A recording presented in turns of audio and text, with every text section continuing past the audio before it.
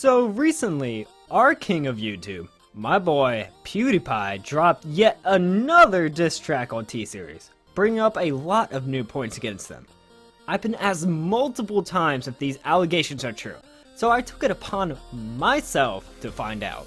Juice, sauce, little bit of dressing, ice, wrist, little bit of flexing. The battle isn't over yet, so make sure you subscribe to Pewdiepie and let's get right into this. Like starting your business by selling pirated songs. According to Wikipedia, It's right there on Wikipedia. it does state that they did start out with pirating songs. In quote, T-Series was a profoundly disruptive force in the Indian music market, in large part because it was a tremendously successful pirate. The company built its catalog through a variety of quasi-legal and illegal practices, unquote.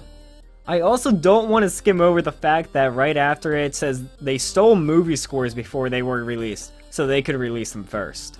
In T-Series defense, piracy was very rampant in India, and it was a very easy thing to do. But that doesn't mean it makes them right. I'm sure right now there's nothing that you're doing that's illegal. In the actual song, it does not mention tax evasion, but if you watch the music video, he does show an article in which the chairman and MD of Pewds is accused of huge tax evasion. In the article, linked in the description down below, it does not state that he was guilty of the crime, but instead had some real damning evidence against, with agents raiding his office and many sources of his income.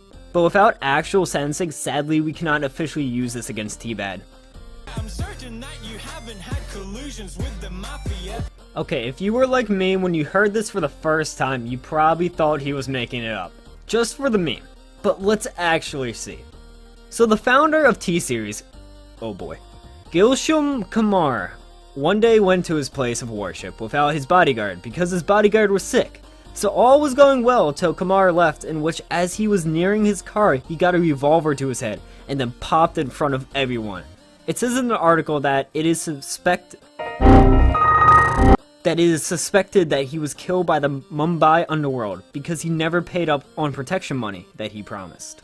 The Mumbai underworld is the Indian Mafia and is so prominent that they have their own section of organized crime in India. So even if the reason he was killed wasn't from the Mafia, which is almost 100% the case, he did in fact owe the Mafia protection money according to the Indian police, confirming that, in fact, Pewds had collusion with the Mafia. How about next you figure how to fix the caste system?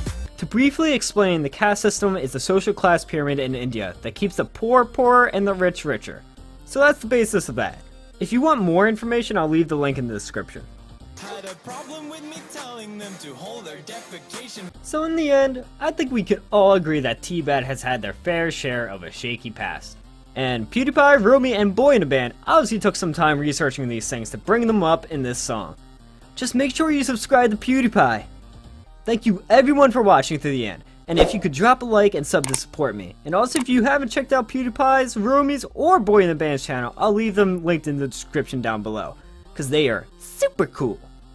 Big thanks to Marshmallow Official for having a lot of these links all lined up and easily accessible. It made my job a lot easier, and I appreciate it. I'll see you all in the next one. Doodles! Here's one last bro fist from the #1 in the world. Bro fist!